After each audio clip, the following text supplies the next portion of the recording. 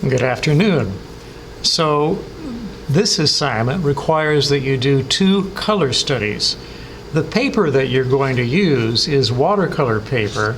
It's the heavy 140-pound paper that we've often used in class.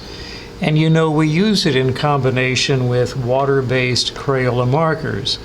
In fact, the marker ink becomes our paint as soon as it redissolves in water and we move it around with a brush. So when we do paint, we need our brush, nicely pointed for control. We need our little bit of water. We need our paper towels. Because I'm right-handed, the brush, the towels, the water all go to my right side for easy reach, for easy access. These 2 pictures were done with watercolor technique using brush, but when the watercolor dried, on top of the dry surface, I was able to embellish or add some additional lines. For example, because the paper is good and dry, I can take my marker and continue to embellish. So I'm going to go ahead with the tip of the marker and color in these circles. And I added a line there. I will add a line there, and there, and there. So my additions are always careful and thoughtful and deliberate. Snap the cap on the marker when you're done. Now these 2 are finished. They exhibit or they display both watercolor technique using a brush as well as marker work on top of the dry watercolor. So let's see how this is done. Here, with very unusual colors, I have created lines, a variety of different lines. Some wavy, some straight, some zigzag, some lines made of broken individual pieces, and sometimes a combination of all of the above. So I'm going to take this in combination with brush and water and create some watercolor effects. Remembering to load and unload your brush, controlling the amount of water here when you pull on the lip of the water container. You can also pull, not push, on the towel. Remembering always to select a brush that comes to a point. If you see that the brush cannot point, then the bristles have been damaged and you do not want to use that brush, okay? So I'm going to position the paper in a way that allows me more easily to come in from my right, since I'm right-handed. So I've targeted this space right here, and I'm going to come in from my right and put my brush tip down. Remember, my brush has water in it, and see how by placing moisture on the paper, it softens the pigment, the ink from the Crayola marker, and causes it to flow. And that way makes it more of a paint than it's a marker ink. Let's try it down here with the black. Now again, I am going to control the amount of water.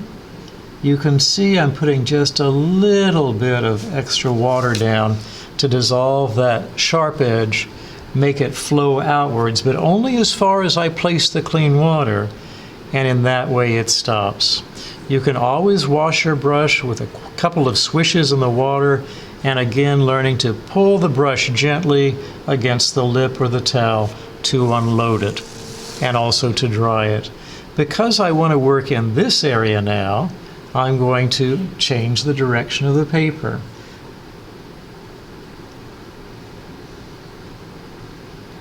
You can see the bright green is softening and flowing out, but only as far as I've placed the water. Let's go ahead and do this. Individually, I'm going to go along some of the sides of these triangles, not every one. So that means some of the ink will flow like a paint, and some of the ink will not. Some edges will soften, and some edges won't. You can see the paint flowing from some, but not all. I'm going to wash my brush and dry it out. Let me go here with this zigzag. Now I have to be careful because this area right here is wet, and reaching over it, I do not want to run my hand through it. Again, you can see careful placement of the tip of my brush, making sure I control my edges, and I'll let that alone right now. Let's see what happens when I come down here. I'm going to soften this edge. You can see where my yellow marker was drug across my black marker. The yellow marker pulled the black marker along and made it somewhat dirty looking, but that's okay. Let's try it down here. Let's put a little clear moisture right there, and you can see those colors flowing out. And let's try it down here. Now, as you imagine, some of these colors might look a little muddy, so I'm not going to go over them again and again and again. I would lose any line definition or any purity of color if I kept going back and forth. So you really have to be careful to only do the very bare minimum of brushwork. I'm turning the paper so I can catch the edge here and smooth that out, since I like the way that smoother line looks. And let me examine this again for any other additional work that I might want to do, turning the paper to make it easier for me to get where I need to get.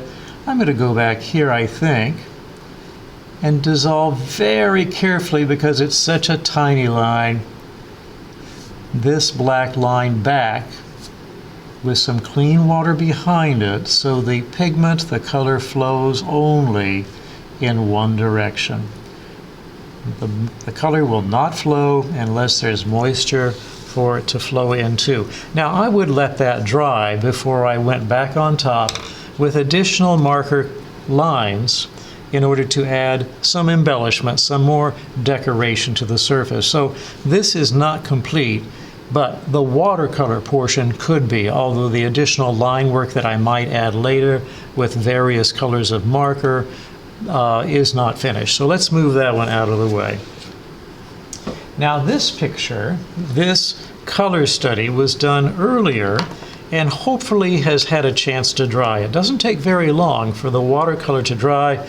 It dries within 5 to 10 minutes. Now, on top of this, with just plain marker, no watercolor technique, I'm going to add some line work. Let's test this marker out on the back. A little bit light. It seems like it might be drying out a little bit. Here's another cool color. You know, cool colors would be greens and blues and purples. It's okay. I'm going to see if I can find yet another cool color that I like better. Ah, that one seems to have more ink in the Crayola marker. I can use these others, there's nothing wrong, but I just wanted to show you on the back of the paper how you might wish to judge the quality of the tool before you get busy. And where can I put this? Well, I have a lot of purple, but purple on purple may not create much contrast. Let's try it. Oh, look, it's a different purple altogether. The purple that I have in my hand has more blue in it.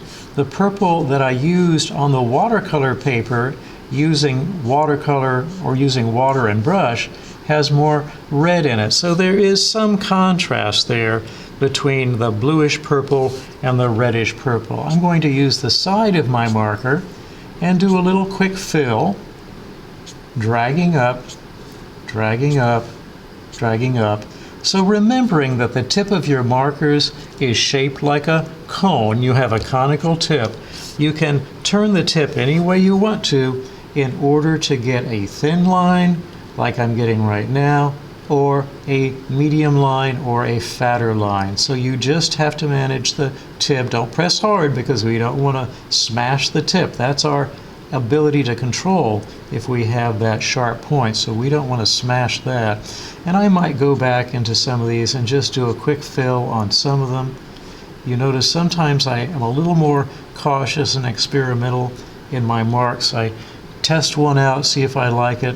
When I have some certainty about what I like, I will go forward with it. Let's snap the cap on that one. Since I've kind of balanced out the use of that marker, I am going to introduce a neutral. Now, neutrals can be blacks and grays and white. We have white on the paper. Also, browns, earth tones work well. And the nice thing about neutral colors, earth tones, blacks, grays, whites, they go well with just about any other color. They seem to pair up nicely or complement. So because I'm using the gray here, between the green and the purple, I'll probably want to use it one other place. Let me turn the paper, try not to run my hand. I lost definition here in this line when I laid water on top. To get some of that definition back, maybe I'll do this. It's like throwing a shadow underneath. Or maybe I'll do this. So if you have a result that you're not quite liking, we can go back and do some things on top later to hide the mistake. So I've used the gray once, twice. Here it doesn't really appear very gray. I might just go ahead and use the gray down here again. Notice how I'm using the side of the marker to get a nice broad sweep. I'm not going to be coming back with brush at all. I'm just going to leave this as pure ink on the paper to dry. Let's see what other colors we can find over here. Here's a bright blue. Let's check it out on the back to see if it's any good. It's not bad, so I'll go ahead and use it. I kind of like the idea of doing it here in combination with the purple circles, but in fact I see the difference in color is not that great or noticeable. Nevertheless, because even though there's not as much contrast as I wish between that purple and that blue, I'll go ahead in there anyway, maybe add a few small dots. Where else? You can see it's beginning to become a very active surface with all this line work on here. I haven't done much here, so let's go ahead and add just some thin lines here. And maybe I'll add a few thin lines this way. They seem random, but individually you can tell I am controlling the mark. And maybe here. Scatter these out. Maybe some diagonals here. Whatever you do, do it with regularity and control. I don't know how things are going to turn out always. As a matter of fact, rarely do I know exactly how things are going to turn out, but I know to be alert and cautious about small mistakes before they get big. I know to have fun and be experimental, which is kind of what I'm doing right now, just to see what the results might look like. And there you go. That is a completed color study, mostly cool colors, greens, purples, blues, with a little bit of neutral gray in there. Here, this would be a warm color study. You get to choose for yourself what combination of colors you want to use. This one, although not complete, almost reminds you of Halloween colors, especially the orange, the black, and the green. Now, remember, you have to do 2 of these in order to earn 50 points. If you want to do more, that's fine. Why are we doing this? To again practice our watercolor technique and our line work. Now, you try.